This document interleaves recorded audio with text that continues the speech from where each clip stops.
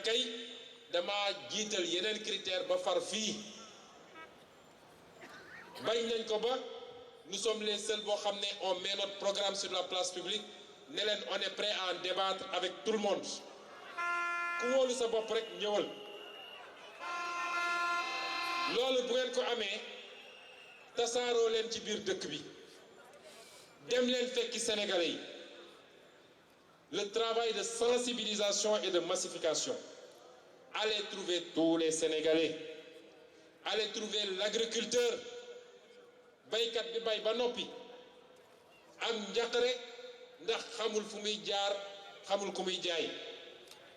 Allez trouver la ménagère mi nga xam ne saa su demee marché mi ngi naan 5000 francs yi may yóbbu naka laay def ba jënd ci lu mat naka laay def ba ndugg lu mat.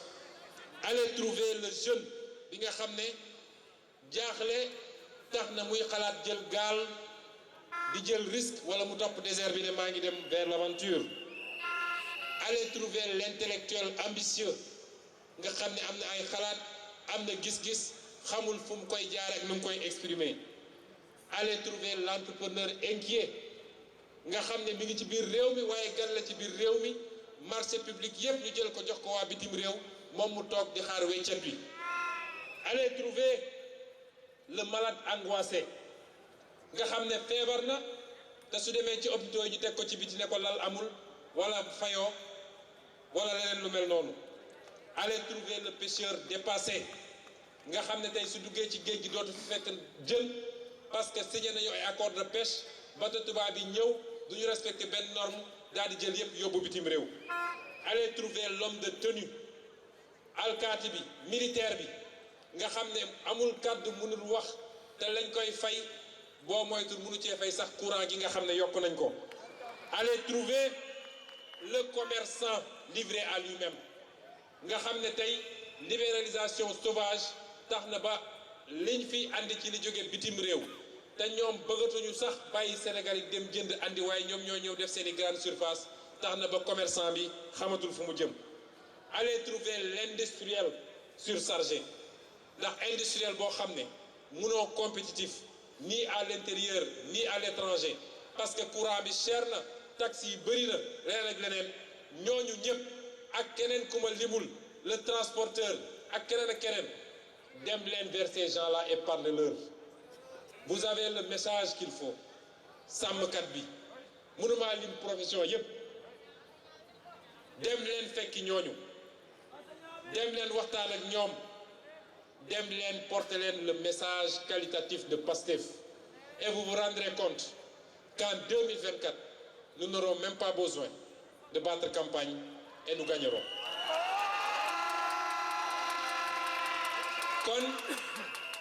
Continuons à organiser les débats, investissons les marchés, les grandes places, effectuons plus de visites à domicile. Perpétuons le porte-à-porte. Soyons plus proches de la population et portons leurs problèmes. Bref, continuons à parler aux Sénégalais et aux Sénégalaises de tous bords.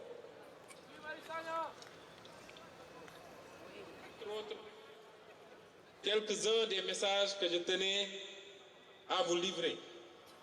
Voyez, dinaa leen wax nit ni Pastef dafa dépasser aujourd'hui simplement un combat national. Voilà un combat politique d'abord. Pastef, c'est aussi un combat social. Nous faisons partie des rares politiques, hommes politiques yoo xam ne les rares formations politiques yoo xam ne ñu ngi ci tous les combats sociaux. Nee nañu hommes politiques yi duñ leen dégg ci courant bi duñ leen dégg ci suñu ressources naturelles yi ñu jaay. duñ leen dégg ci problème santé bi ak yeneen est-ce que Pastef bokk na ci loolu mooy suñu conception de la politique c'est d'abord une action citoyenne moo tax je vous lance cet appel na ngeen participer à tous les combats sociaux fu ñu woote ci loo xam ne njëriñu réew mi la mobilisez-vous massivement dem bokk ci bu leen ci kenn dindi. Parce que c'est notre combat avant tout. lu ñuy def ci ñoo lànk wala ci aar lu ñu bokk ci beneen plateforme parce que bokk na ci ñuy fexe ba casser les dynamiques mooy dañuy gëmloo ni waaw lii politiciens yi waruñu cee dugg buñ ci duggee nii et cetera lan mooy différence entre l'acteur politique et le citoyen bu leen ci kenn dindi participer à tous les combats sociaux et je rends hommage à tous ceux qui sont interpellés injustement. En tête de file, notre frère Guy Marius Sagna.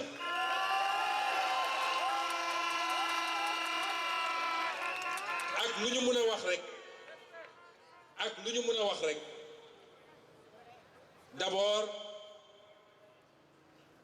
palais de la République palais wu sénégalais yi la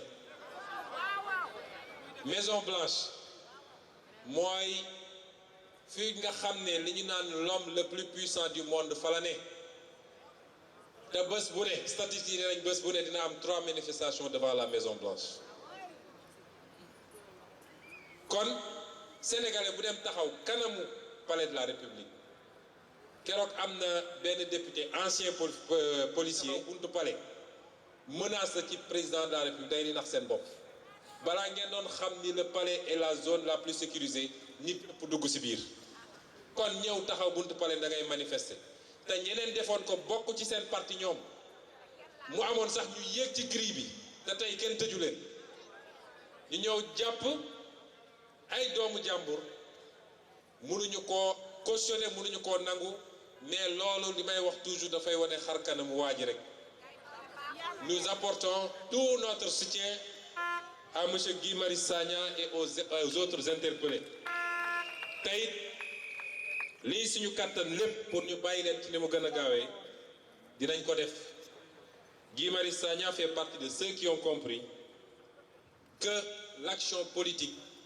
et l'action sociale sont indissociables moo tax mouvement yépp mi ngi ci waaye mi ngi suñu biir coalition nekkoon suñu directeur de campagne ci élection législative nekkoon ci organisation élection présidentielle bi donc c'est l'un d'entre nous et nous lui apportons notre soutien total moo wax tamit ni le combat de Pastef a dépassé nos frontières aujourd'hui. Pastef est devenu et commence à devenir une icône sur le plan africain ña ñuy suivre di ñu apprécier barki dem bi ma demee Niger ñi ma fa dajeel ñépp 6 leaders politiques jóge woon ci 6 pays différents ma daje faak ay nigériens yu bari boole si li ma ci gën a yéem dañuy ñëw fekk ma fi ma taxaw ñu may génneel ay vidéos de mes prestations à l'Assemblée nationale kon le discours que nous tenons, le discours patriotique, mais également le discours panafricain est suivi partout en Afrique. Nañu assumer cette responsabilité. Bu ñu mënoon jël sax le leadership ñu jël ko parce que lañu liggéey fii ak li ñu fi xeex ay génération xeex ko ba tey ñu am ce semblant de démocratie et de liberté war nañoo may feneen fu mu néew biir Afrique ñu mën a doon ay porte-étendard ba ñu gis ñu ci moo tax fépp fu ñu gis un candidat boo xam ne la may woote méngoo nag lu ñuy woote fii Afrique nous lui apporterons notre soutien moral sans hésiter parce que li ñu bëgg benn réew rek mënu koo def il faut ñu fexe ba dans beaucoup de pays africains émerge un leadership nouveau, un leadership décomplexé, un leadership patriotique et panafricain. Et nous allons y travailler. Looloo tax bi ñu demee Niamey ñu taxawal ce qu'on appelait l'interafricaine progressiste yéen ñëpp ci ngeen bokk ñoo ngi liggéey texte yi ñoo ngi koy yaatal des pays francophones nañ ci bokk des pays anglophones nañ ci bokk des pays lusophones et même peut-être arabophones nañ ci bokk ñu taxawal benn africaine bu am doole daal di xeex libérer ce continent de la domination et de l'exploitation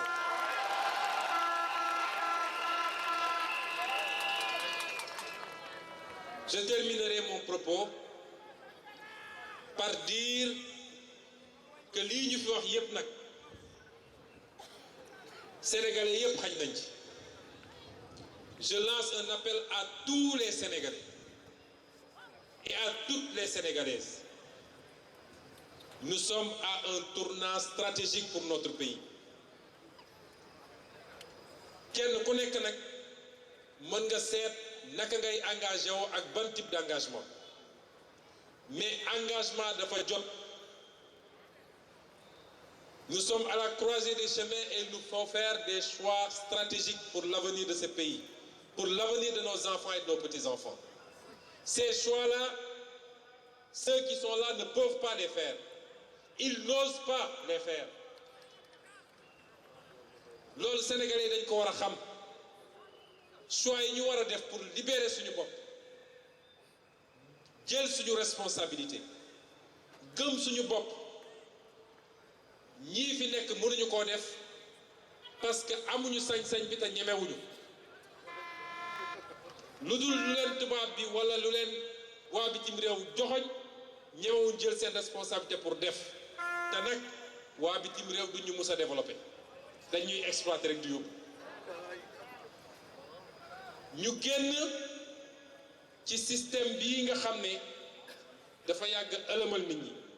Cheikh Anta Diop da doon wax ni Sénégalais dañ leen nax ba soo ñëwee di leen yee sax dañ naan yow yaay bopp problème bi waaye jàpp naa ni 21e siècle ak pluralité médiatique bi ak internet ak yeneen kenn mënatul wax ni dañoo nax nit ñi.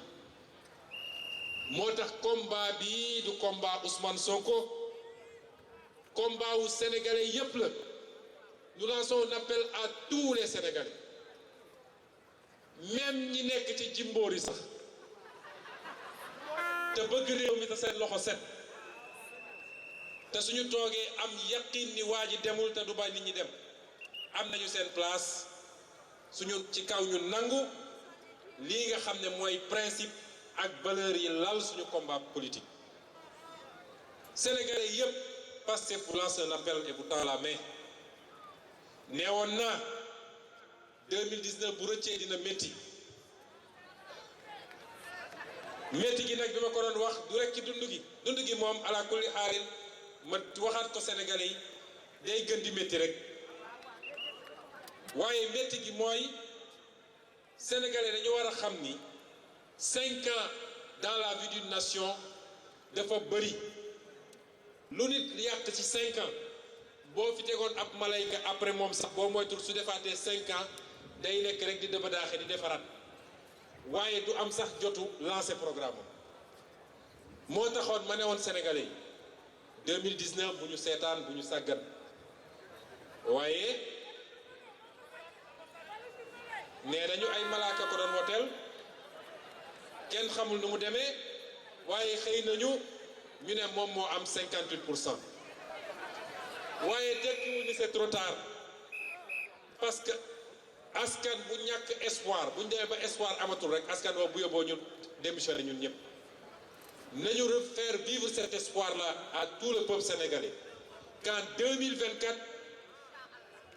nous rattraperons ce que nous avons raté en 2019 waaye balaa boobu les étapes intermédiaires mooy élection locale yi ñu dëgmal nañu fexe ba lii nga xam ne mooy collectivité locale yi ñu teg ko ci loxo ay nit yoo xam ne ute nañoo li ñu xamoon fii 2022 nañu fexe ba assemblée nationale bu dee man benn député laa ci assemblée nationale mu mel ni maa fay majorité mu wax sénégalais ni imaginer su ngeen joxoon coalition jot na groupe parlementaire wala majorité à l'assemblée nationale kon réew mi ne ñooy ñu defar ko ba mu baax lii mooy l'appel bi may lancé pour conclure ñoo ngi leen di gërëm di leen sant di ñaan yàlla kenn ku nekk ci yéen mu ñibbi fi mu jógee ci jàmm di leen wax nag ni victoire est imminente la victoire est proche inchallah jërëjëf.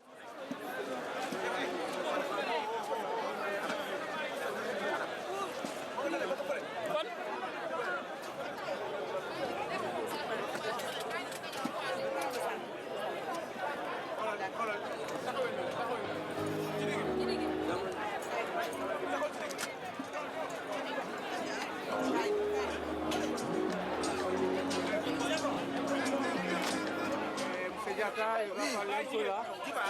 Paraboyo Sankere Or, comment on a dit l'événement du jour Bismillah, M. Diatta. D'accord. Vraiment, la manifestation s'est bien passée.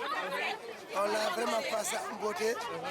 Et Sonko a vraiment interpellé la zone sénégalaise. Surtout sur la citoyenneté, l'engagement et le développement des patriotes. Vraiment, il y a une très forte mobilisation. Parcelles à mobiliser et vraiment les gens sont contents du président Sonko. Merci. Ok, merci beaucoup. Il va se présenter. Voilà, c'est voilà, je suis coordinateur au niveau du Parcelles Assainies. Voilà, pour magnifier la manifestation d'aujourd'hui. Voilà, on a mobilisé au moins pas mal de sympathisants et militants de Pastef pour venir prendre part à l'événement qui a été un événement de grande réussite. Et là, je félicite l'occasion de féliciter toutes les femmes qui se présentent, nos filles, nos panthères et tous les militants de Parcelles Assainies. C'est déjà que je remercie entièrement pour l'engagement qu'ils ont utilisé pour vraiment prendre part à cette manifestation. Et vraiment, le patriotisme aille de l'avant, que le président Sonko puisse vraiment aller au pouvoir, prendre le pouvoir en 2024. Wow, vive Parcelles Assainies, vive Pastef. Merci beaucoup. Il a présenté où? Wax leen mu cité yi wax leen turam bismillah.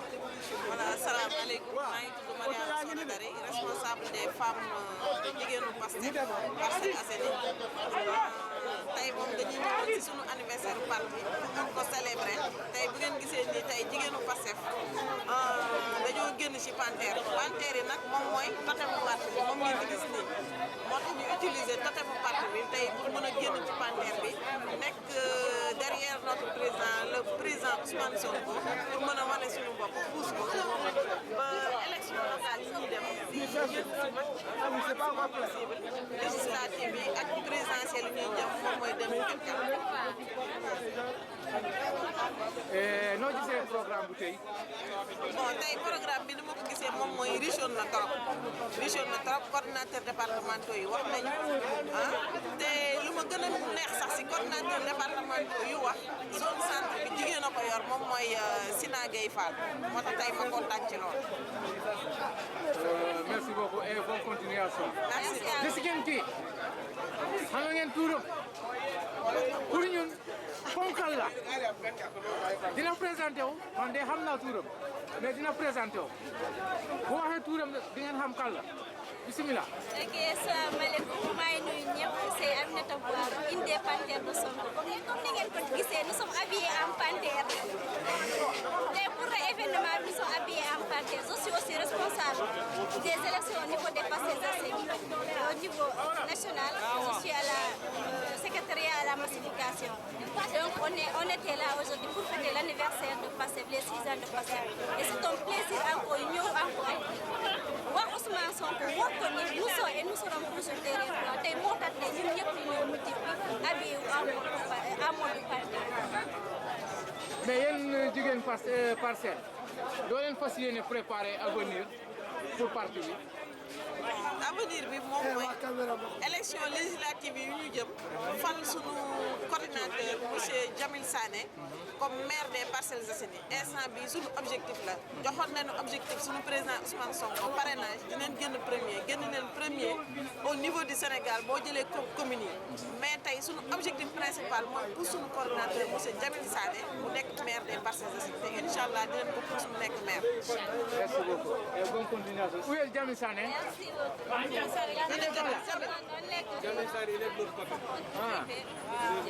Donc vraiment man tamit kontaan naa image bi incha allah di ngeen ko gis YouTube waa Espagne Barcelone nañ gis seen image bi. dafa am benn affaire bu ma bëggoon a yokk mooy Boiro ni ngeen ko gisee nu mu ndawee nii vraiment noonu la mu ne damay wax ne chaque fois nu mu tuutee noonu la mën a soulever ay montagnes dama koy présenter c'était la plus jeune plénipotentiaire du Sénégal te jigéen la woon jigéen mën góor te nekk xale boo xam ne mu ngi liggéey boo xam ne ay mag mënuñu ko.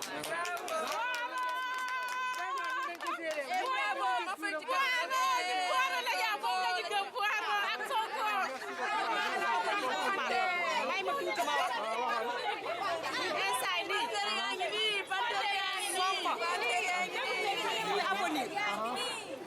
xam ne dafa xalaat ndaw xale yu ndaw yi ñun moom la ñu soxla muy Sonko koo xam ne moom xalaatum yëpp Sénégal jëm kanam ñun moom la ñu soxla moo tax tey bés bii lépp jaral nañ ko ñu ñëw fii pour seetaan ko boobu la ñu soxla xale la te njool instant assemblée dañoo jaaxle bu toogee tiim leen ku fi bugg a bind rek mu tiim leen xam nga njool dafa am solo loolu la ñu bëgg ci Sonko Sonko dundal Basapi Sonko dundal Basapi Sonko dundal Basapi Sonko dundal Basapi yaa mun a yor Sénégal gaawal ñëw inshallah yow tamit ñu ngi lay félicité loo soxla su ko bëggoon yal na la ko yàlla jox